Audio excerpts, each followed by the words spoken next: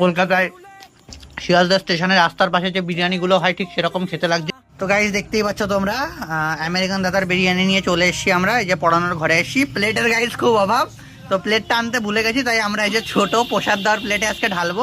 তো চলো ওপেন করে নেওয়া যাক। এই হচ্ছে আমেরিকান দাদার বিরিয়ানি। গাইস সেন্টটা তো মোটামুটি ভালোই আসছে। তো দাদা একটু ঢালো। আর গাইস তোমাদের আমি একটা কথা বলতে চাই গাইস, তো আমেরিকান দাদার বিরিয়ানি আমি জানি না আমেরিকান দাদার বিহেভিয়ারটা কেমন, বাট তাদের স্টাফদের বিহেভিয়ারটা গাইস খুবই বাজে। মানে কি বলবো, আমার 2 থেকে 3 বার আমি গেছি, তো আমার খুবই বাজে এক্সপিরিয়েন্স হয়েছে তাদের দোকানে। মানে তাদের স্টাফগুলোর বিহেভিয়ার আমার মোটেই ভালো লাগে না, তাদের কথাবার্তা। জানি না এখন তোমাদের এক্সপিরিয়েন্স কেমন গাইস, কমেন্ট করে বলো। আর বিরিয়ানির রিভিউ সেটা তো আমি তোমাদের খেয়ে এক্ষুনি দিয়ে দিচ্ছি গাইস। তো চলো দাদা ঢেলে নিচ্ছে বিরিয়ানিটা। তো গাইজ এই যে দেখো ঢেলে নিচ্ছে দাদা, এই যে আমার একটা উইংসের পিস পড়েছে।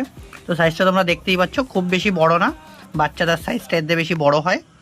বাট ঠিক আছে, কাজ চালিয়ে নেবো। তবে এদের মাংসটা তোমরা দেখতেই পাচ্ছ গাইজ, শক্ত হয়ে গেছে গাইজ। এই যে মাংসের মধ্যে কোনো জুসিনেসটা নেই, এদের মাংসের মধ্যে জুসিনেসটা একদমই নেই, খুবই শক্ত আর হার্ড।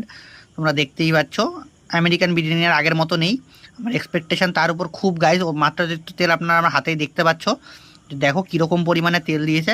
তো চলো তাও একটা বাইট নেওয়া যাক। নিয়ে নিলাম আমার চিকেন, সেই পারফেক্ট বাইটটা। সাথে নিয়ে নিচ্ছি গাইজ আলু, সাথে নিয়ে নেবো গাইজ একটুখানি পেঁয়াজ,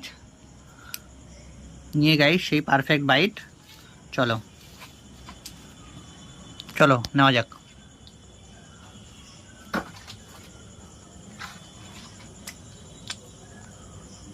না গাইজ সেই আগের মতো টেস্ট আর আমেরিকার বিরিয়ানিতে নেই। কলকাতায় শিয়ালদা স্টেশনের রাস্তার পাশে যে বিরিয়ানিগুলো হয় ঠিক সেরকম খেতে লাগছে। জানি না এখনও লোকে কী হাইপে খেতে যাচ্ছে। তোমরা তোমাদের এক্সপিরিয়েন্স গাইজ কমেন্ট করে আমায় জানিও। আমার একদমই ভালো লাগেনি গাইজ। বাই।